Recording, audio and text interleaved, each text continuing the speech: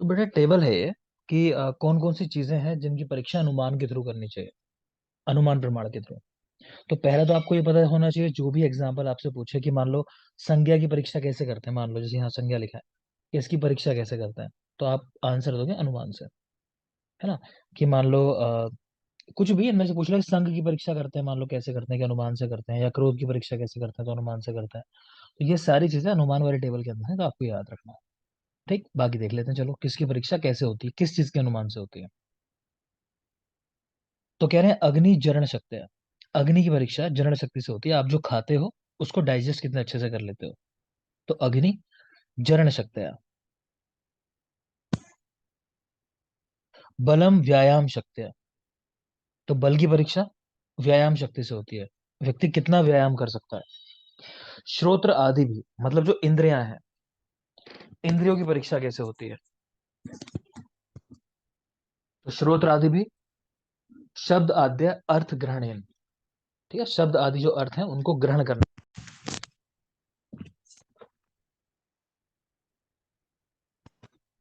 अर्थ अव्यभिचरणेन, यानी आप ठीक से समझ गए उस बात को जो आपको बताई गई, तो पता चलता है कि आपका मन ठीक है ना। ऐसा नहीं कि मैं बोल रहा हूँ आपका मन कहीं और है। नेक्स्ट है विज्ञान की परीक्षा। एक मिनट बेटा।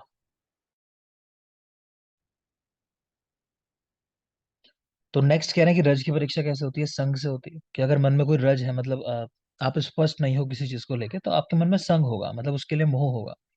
जैसे कहते हैं, मान लो कि मेरा घर, है ना, मेरे बच्चे। तो क्या कहते हैं कि ये सही ज्ञान नहीं है, कि सब एक ही लाइन में है ना, सब लोग वहीं जा रहे हैं मृत्यु की तरफ है, कोई पहले कोई बाद में। तो मतलब थोड़ा फिलोसफी की लैंग्वेज में बोले तो ये चीज गलत है, मतलब ऐसा कि संग होना किसी के साथ। तो रज का पता चलता है संग होने से, मन में लालच है चीजों के लिए। मोह का पता चलता है अविज्ञान, कि आपको विज्ञान ही नहीं है उस चीज का, तभी आप मोहित होते हो। ध्यान होगा पीछे श्लोक पढ़ाए थे इस तरह के, कि जो व्यक्ति अच्छे शास्त्र को पढ़ लेता है और तब अपने चिकित्सा कर्म में प्रवृत्त होता है तो वो मोहित नहीं होता।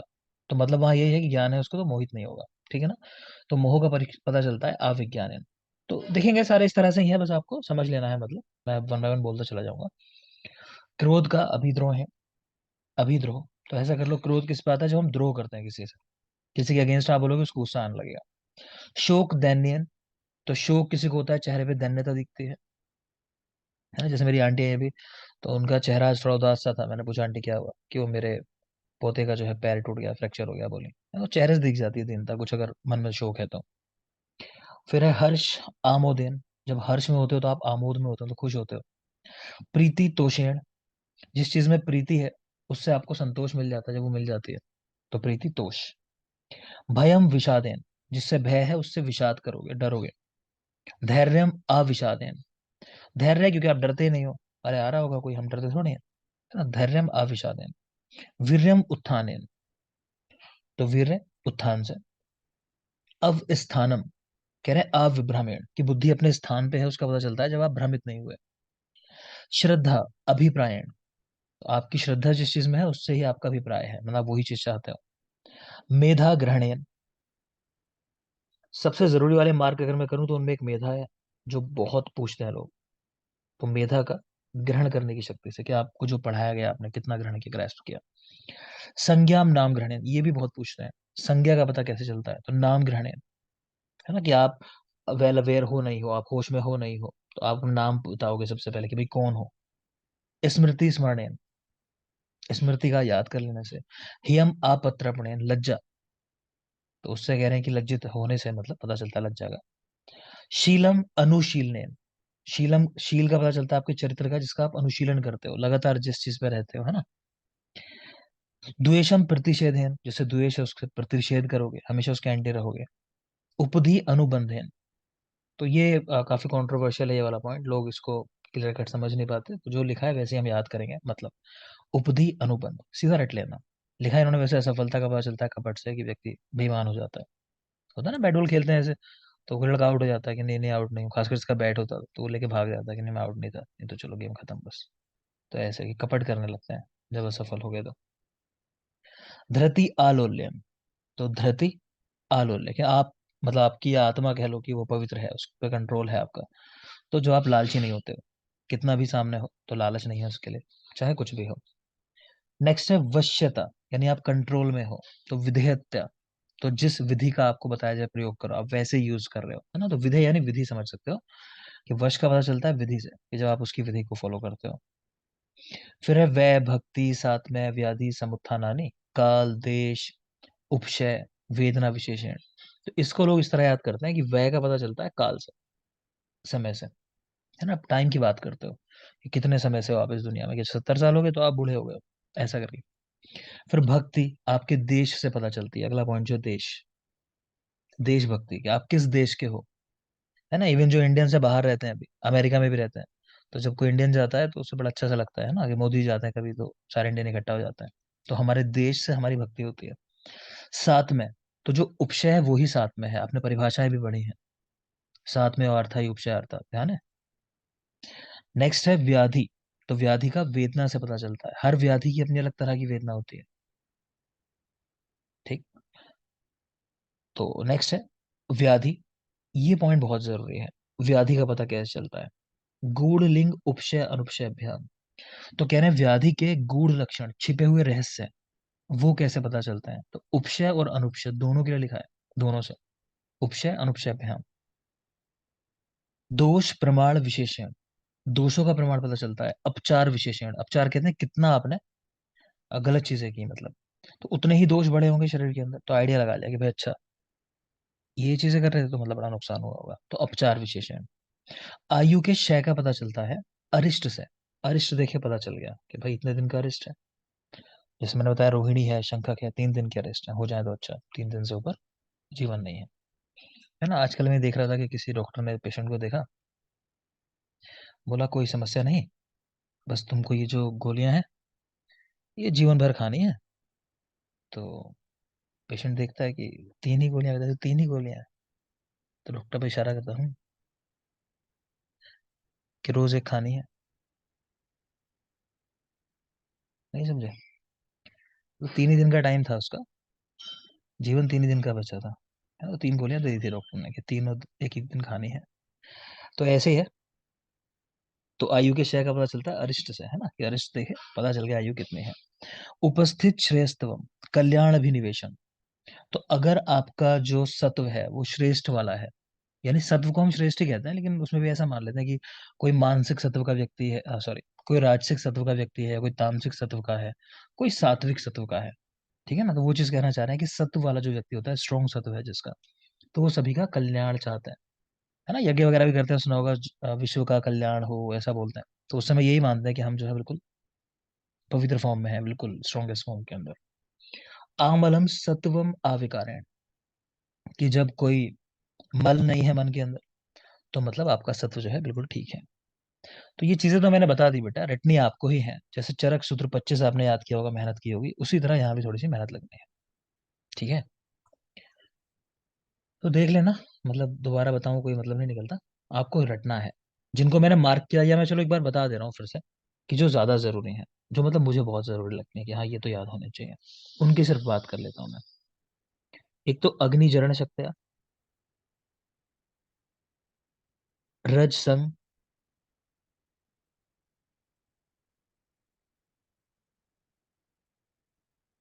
मेधा ग्रहणेन, संज्ञाम नाम ग्रहणेन,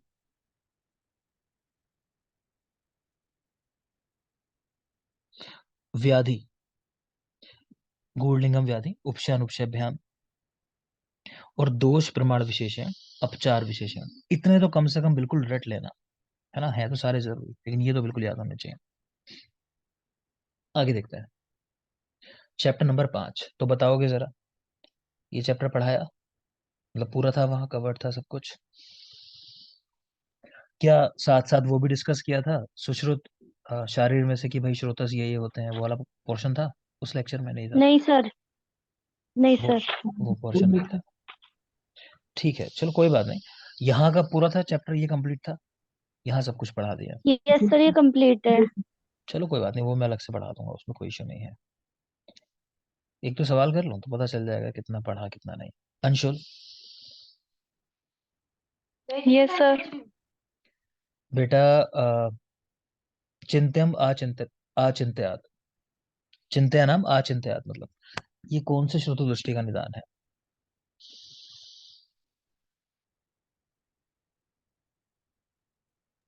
सर रस व दृष्टि। करेक्ट है। लक्ष्मी। Yes sir. विरुद्ध वीर्य वाली वस्तुएं साथ में सेवन करना। सर ये मज्जत है। सॉरी। छह नहीं, मज्जा मज्जा भय उसका। श्रोतस, ठीक है। ठीक है। स्रोत दृष्टि। नेक्स्ट बताओगे वंदना।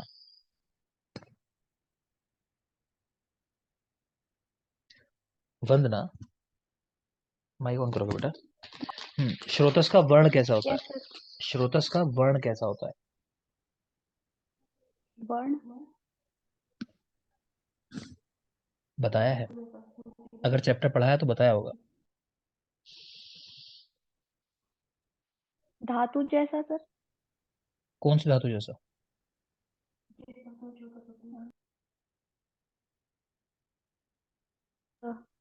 जैसी धातु होती है मतलब जैसा स्रोतस होता है उसका वैसा सा। कैसा होता है श्रोतस?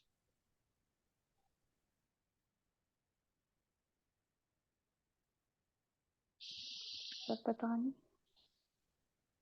साथ वाले जवाब नहीं दे रहे अभी? स्वर धातु। स्व जैसी धातु धातु बाधित है। एक बात समझ लो, मुझे धोखा नहीं देना है।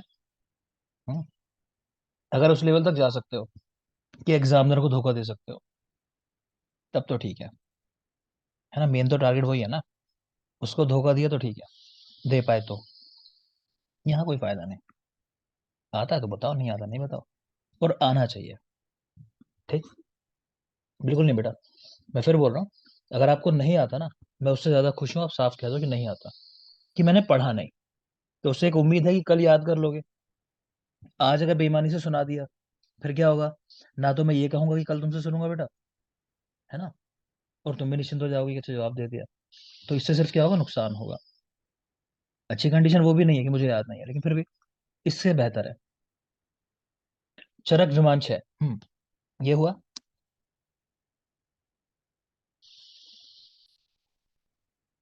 जी सर ये भी हो गया। सब पढ़ ले हम लोगों ने। चलो बताओ सुचिता, कुल कितने रोगानिक का उल्लेख है चरक विमांच है में? सर कुल कितने रोगानिक का उल्लेख है चरक सर विमांच है? सर 10 में 10 बताए। 10 रोगानिक है। ठीक है। रोहित।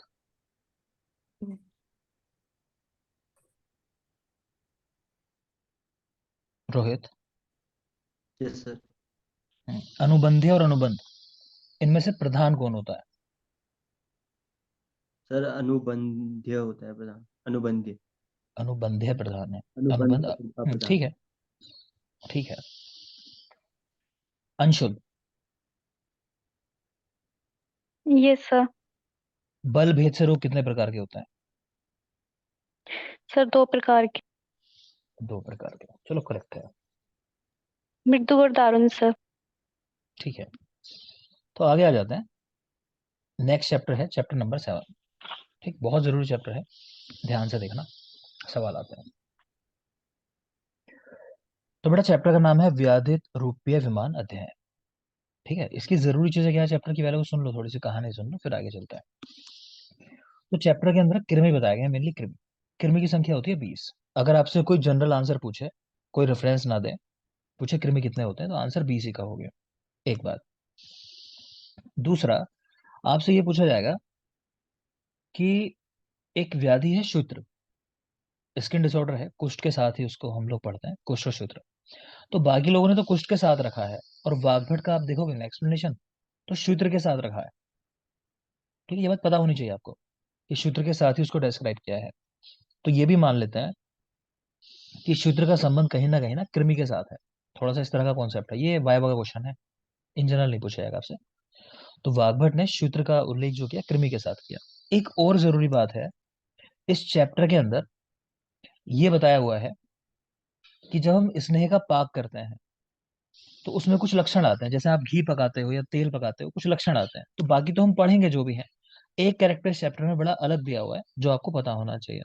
तो होता क्या है, घरों में आपने देखा होगा कि जब हम तेल को पकाते हैं ना, तो तेल के अंदर बबल्स आ जाते हैं, है ना। जैसे जीरा वगैरह डाल के मम्मी लोग देखती है, देखा होगा, बबल्स बबल्स से आ जाता है जब तेल पक जाता है। तो वो नॉर्मल बात है कि तेल पाक में फेन उत्पत्ति होती है, लेकिन चरक ने यहाँ पे फेन शांति बता दी है। उन्होंने उल्टा बोल दिया, इसको फेन शांति कह दी। ऐसा घृत पाक के अंदर मिलता है।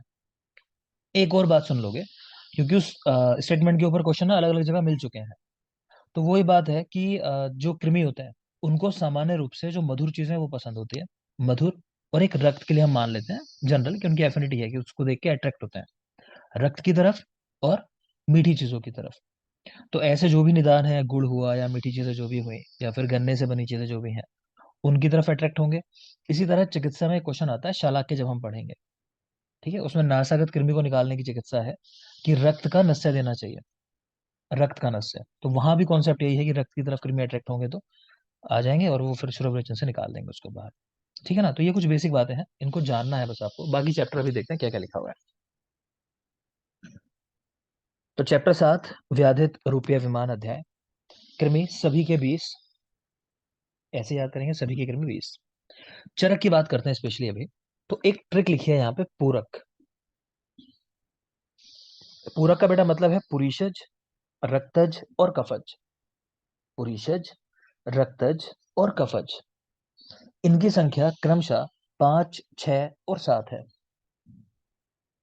अगर फिर भी भूल जाओ तो देखो, पा से पूरक, पा से 5, ऐसे भी याद रख सकते हो कि संख्या कहाँ से शुरू होगी। अक्सर ये ध्यान नहीं आता है कि 4 से, 3 से, हमारी ट्रिक कहाँ से शुरू है। तो पा से पूरक, पा से 5, ऐसे याद रखोगे, आगे बढ़ते चले जाओगे। 5, 6 और 7 पूरक, पुरीषज, रक्तज और कफज कृमि। प्लस 2 बाह्य कृमि बताए हैं, है ना। ये काउंट करोगे टोटल 18 ही होता है, हमने बात की 20 होता है। तो 3 तो ये हो गए पूरक, प्लस 2 हो गए बाह्य कृमि।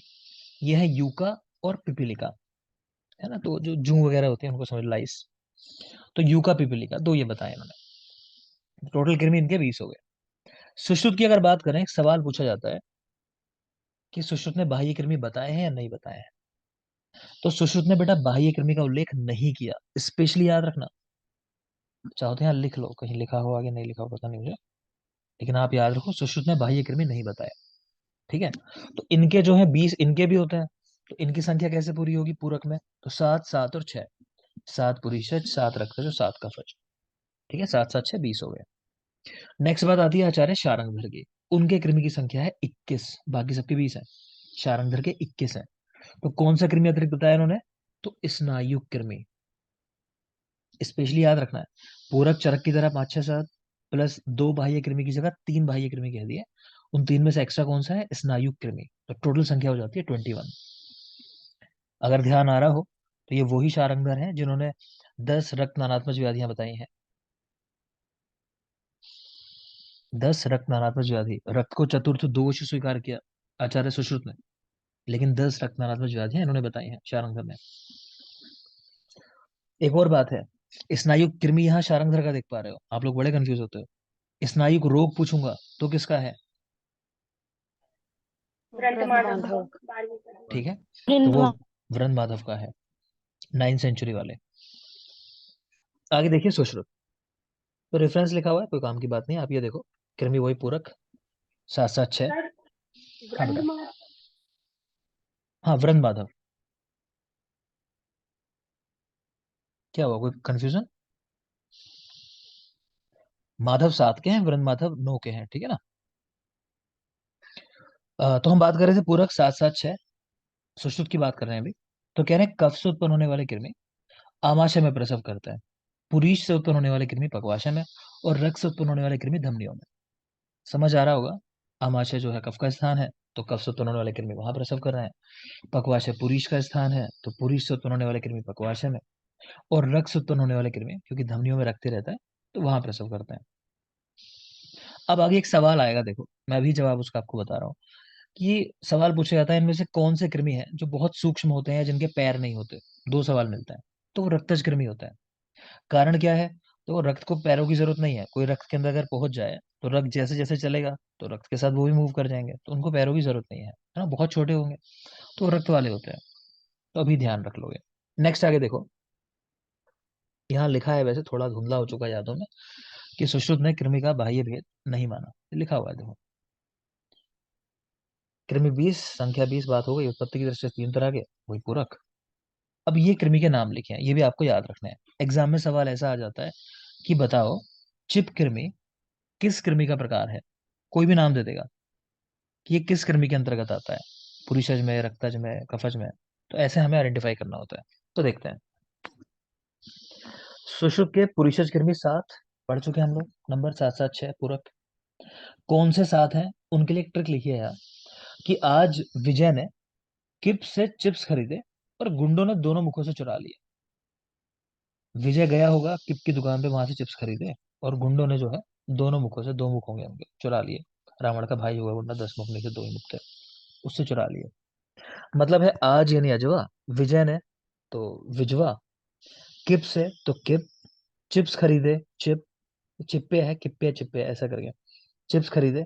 गुंडों ने यानी गंडू पर दोनों मुखों से दुई मुखी चुरा लिए, तो चुरू। ठीक है। तो आज विजय ने किप से चिप्स खरीदे, गुंडों ने दोनों मुखों से चुरा लिए। तो यह है पुरुषज कृमि। नेक्स्ट है रक्तज कृमि। रक्तज कृमि संख्या इनकी भी 7 है। ठीक। ट्रिक लिखिए इसको याद करने के लिए, कि परी के रोदन का कारण कुष्ठ है ना, वजह आपको कंफ्यूज करेगा। ऐसा कर लो, परी के रोदन की वजह या कुछ जो भी आप समझो, कुष्ठ है, मतलब परी कुष्ठ की वजह से हो रही है। ठीक है। परी यानी परिसर, के से लिखा है केशाद, डिकोड कर लोगे। रो से ये रोमाद है, ये जो लिखा है लोमाद रोमाद एक ही बात है। दा से दंताद, ना से नखाद होता है, कि यहाँ लिखने से रह गया।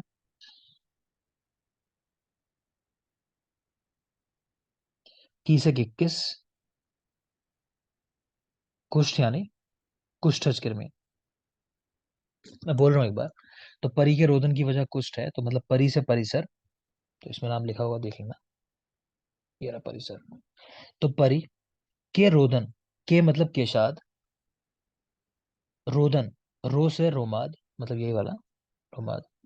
दा से दंताद, ये। ना से नखाद, बेटा मुखाद नहीं है, नखाद है, ये गलत लिखा हुआ है, रोदन है ना। ना से नखाद, की मतलब कि किस, वजह कुष्ठ मतलब कुष्ठज, ऐसा करके। तो ये है रक्तज कृमि इनके, ये भी साथ ही होते हैं। तो परी क्यों हो रही है, कि कुष्ठ की वजह से हो रही है, कुष्ठ हो गया परी को, तो इसलिए हो रही है। यहीं पे लिखा हुआ है एक और पॉइंट, कि किक्किस जो है वैसे 7वें माह की कंडीशन है। महिलाओं में जो स्ट्रे मार्क्स हो जाते हैं प्रेगनेंसी में, जो हम कहते हैं कि स्ट्रेच मार्क्स हो गए, ठीक है, उनको बोलते हैं हम लोग किक्किस। तो वो 7वें माह की कंडीशन है, याद रखना। आगे इस पे काफी बात करेंगे हम शारीरिक स्थान में, फिलहाल इतना कि 7वें माह की कंडीशन है। नेक्स्ट देखो कफज कृमि, संख्या 6 है। ट्रिक लिखी है कि प्रलून दर्भ में महापुष्प पर दारू पीकर चिपट गया। ऐसा कर लो, प्रलून नाम का कोई व्यक्ति है, उसने दारू पी, अल्कोहल लिया, और पूरा मतलब पागलपन करते हैं ना लोग अल्कोहल वगैरह लेके, कोई नालियों में गिरता है, कोई सड़कों पे छिलता है ना, तो कुछ ना कुछ करते हैं। तो इन्होंने क्या किया, फूल के ऊपर जाके चिपट गए। महापुष्प था, एक बड़ा सा फूल था, उस पर जाके चिपट गए। तो प्रलून दारू पीकर दर्भ में महापुष्प पर चिपट गए, ऐसा कर लेना। तो प्रलून दारू पीकर, आप ऐसा कर लेना इस ट्रिक को, दर्भ में, दम्भ कहते हैं ना, दम में आ गया ज्यादा, वर्ड दम्भ सुना होगा ना, उस पर बनाया ट्रिक ये, कि दंभ में महापुष्प पर चिपट गए। तो प्रलून यानी प्रलून, दारू पीकर तो दारू से दारू, पीकर मतलब पिपीलिका, के प्रलून ने दारू पी ली, और दंभ में यानी दर्भ पुष्प, महापुष्प पर चिपट गए, तो महापुष्प और चिपट गए यानी चिपट। तो अपने हिसाब से लिख लेना, कोड को दोबारा से रीअरेंज कर लेना, कि प्रलून ने दारू पी ली और दंभ में पुष्प पर चिपट गए, तो ज्यादा अच्छा हो जाएगा आपके लिए। कह रहे हैं उपयुक्त कृमियों में रक्तज अदृश्य होते हैं, दिखाई नहीं देते रक्तज कृमि, और पुरीषज और कफज दृश्य हैं। ये तो अंडरस्टूड बात हो गई, जब रक्तज अदृश्य हैं तो बाकी दिखाई देते होंगे। रक्तज में केशाद और लोमाद कह रहे हैं असाध्य हैं। ठीक है। तो इसको रोमाद ही करके याद करना। तो हम, रोमाद नाम है, ऊपर गलती से वो लोमाद लिखा गया है। तो हम ऐसे याद रखते हैं कि जब कोई रोकेगा ना रक्त को, तो फिर बच नहीं पाएंगे।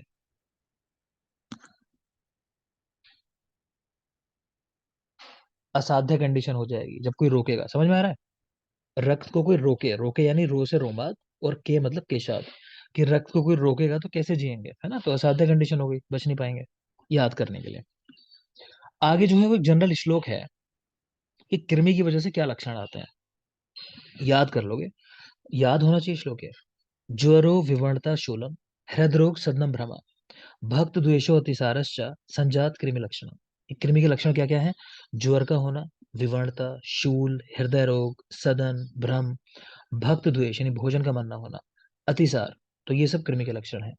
ज्वरो विवर्णता शूलम, हृदरोग सदनम भ्रमा, भक्त द्वेषो अतिसारश्च, संजात कृमि लक्षण। आपको श्लोक रटा हो तो बेहतर है। एग्जाम में आ चुका है कि बताओ किसके लक्षण है ये। नेक्स्ट देखिए स्टांग हृदय यानी वाग्भट। कृमि दो प्रकार के, बाह्य अभ्यंतर, कारण भेद से चार तरह के, पुरुष, रक्तज, कफज और बाह्य। बस सुश्रुत के तीन टाइप के हैं कारण भेद से भी, बाकी तो चार ही तरह के होंगे जिन्होंने बाह्य भेद माना है। कह रहे हैं बाह्य या मलज दो प्रकार के, वो यूका लिक्षा, तो कुछ खास नहीं, इनका चरक जैसा ही है सब कुछ, तो अलग से याद नहीं करना। चरक देखो, चरक के पूरक 5, 6 और 7, पुरीषज, रक्तज और कफज 5, 6 और 7। सुश्रुत की एक बार ट्रिक याद कर लेते हैं, थोड़ा सा माइंड हमारा क्लियर रहेगा। तो पहला उनका ट्रिक जो हमने देखी थी पूरक में, पुरीषज की, वो ट्रिक थी आज अ, विजय विजय से किप्स ने चिप्स खरीदे, गुंडों ने दोनों मुखों से चुरा लिया। ठीक है। दूसरी ट्रिक थी हमारी पूरक रक्तज वालों की, कि परी के रोदन की वजह कुष्ठ। और तीसरी ट्रिक थी हमारी रक्तज कृमि की, माफ करें, कफज कृमि की, वो क्या थी कि प्रलून दर्भ में महापुष्प पर चिपट गए, दारू पीकर, है ना, कि प्रलून ने दारू पी ली और दम में महापुष्प पर चिपट गए। प्लस असाध्य वाले हमने याद किया रोके, कि रक्त को कोई रोके, तो रक्तज वाले रोके यानी रोमाद और केशाद असाध्य हैं। इतना हमने पढ़ा। अब चरक में देखते हैं। तो 5 पुरुषज वाले, ट्रिक लिखिए कि कमल के सास ससुर, ऐसा करके याद करने के लिए, कमल के सास ससुर नाम लिखे, ककेरुक, मकेरुक, लेली, साशुलक, सोसुरात। ठीक है, तो ककेरुक, मकेरुक और लेली तक, लेली तक या लेली, ऐसे दोनों नाम मिलता है। तो कमल का, मा और ला, ककेरुक, मकेरुक और लेली, कमल के। सास और ससुर, तो सास तो ससुरात कर लो, ससुर यानी साशूलक, ऐसा करके आइडेंटिफाई हो जाते हैं, एग्जाम में आते हैं। तो मैंने पहले भी कहा है एग्जैक्ट ट्रिक हो जरूरी नहीं है, लेकिन आइडेंटिफायर हमारा होना चाहिए कि हम पहचानेंगे कैसे। नेक्स्ट है रक्तज कृमि बेटा, उनकी संख्या 6 है। तो नाम देख लोगे, औदुंबर, केशाद, लोमाद, लोमदीप, सोरस और जंतु मात्रा का है, जंतु मात्रा नाम लिखा हुआ है। ट्रिक लिखिए कि और केले ले लो सुरेश के माँ, है ना, कोई सामान बेचने वाला होगा तो एंड कर रहा होगा अपनी यूज के सामान बेच के, कह रहा होगा और ले लो थोड़े बहुत तो खत्म हो जाएंगे। तो और केले ले लो, तो औदुंबर, केले मतलब केशाद और लोमाद, ले लो ऐसा लिखा ना, लोमदीप एक है, सुरेश की माँ तो सोरस, और माँ यानी मात्र का, ऐसा करके जंतु मात्र का, तो सुरेश की माँ। तो औदुंबर, केशाद, लोमाद, लोमदीप, सोरस, जंतु मात्र का। ठीक है। नेक्स्ट है कफज कृमि,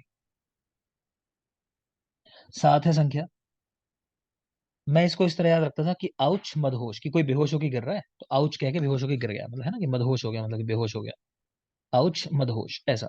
तो आ से अंतराद, ऊ से उदराद, चा से चुरु, मदहोश यानी माँ से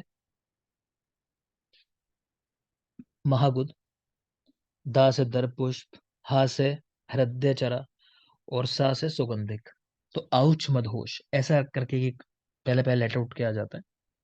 तो तीनों की इनकी बात करें ट्रिक की, तो पहली ट्रिक थी हमारी पूरक में अ, कमल के सास ससुर, दूसरी थी और केले ले लो सुरेश की माँ, और तीसरी ट्रिक है औच मत होश।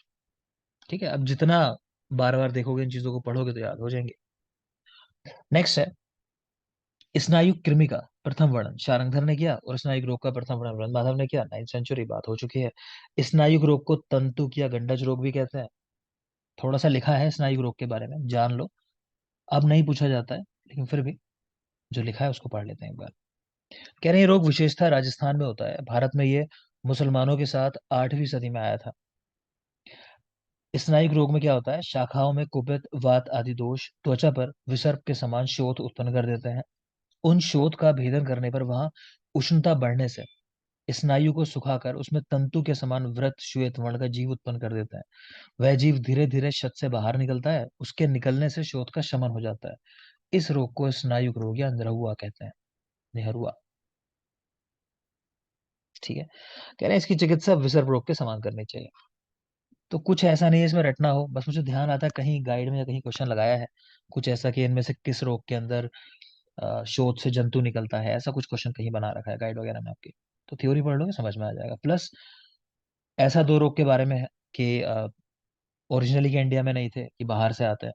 तो एक तो स्नायु रोग आप देख रहे हो कि 8वीं सदी है ना, जब मुस्लिम आक्रांता आए थे भारत में, तो कि उनके साथ कि उनको थी डिजीज।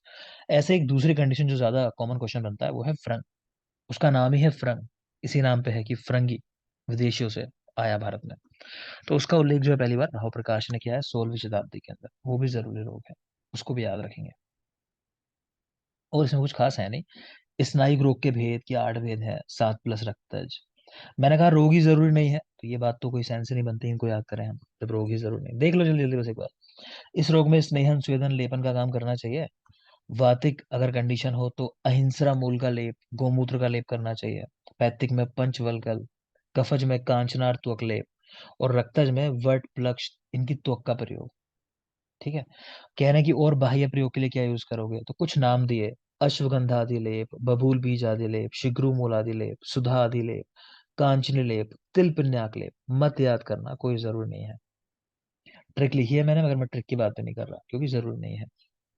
और यहाँ कुछ जनरल पॉइंट लिखे हैं कि वरुण आदि क्वाथ अश्वरी में यूज होता है, और अश्वगंधरिष्ट मूर्छा में यूज होता है, भैषज रत्नावली ने बताया, ये बहुत जरूरी है। अश्वगंधरिष्ट इन मूर्छा बाय भैषज रत्नावली, इसको याद रखना, जनरल पॉइंट है। अभ्यंतर प्रयोग के लिए कुछ चीजें लिखी हैं, क्वेश्चन इस पे भी नहीं आता है। बस एक बात याद रखनी है, पाताल गरुड़ी मूल को जल के साथ पीसकर पीने से स्नायु रोग नष्ट हो जाता है, इसको आप याद रखोगे इंटरनल में। पाताल गरुड़ी के मूल को जल के साथ पीसकर पीना, इससे स्नायु रोग ठीक होता है। ये सारे नाम नहीं पढ़ना है आपको, मत पढ़ना, फालतू का लोड आपके ऊपर आएगा। ठीक है। सिर्फ पाताल गरुड़ी मूल जल के साथ। तो टाइम ब्रेक का हुआ, एक ब्रेक लेते हैं, 10 मिनट वापस आएंगे, कंटिन्यू करेंगे हारित के साथ। 10 मिनट।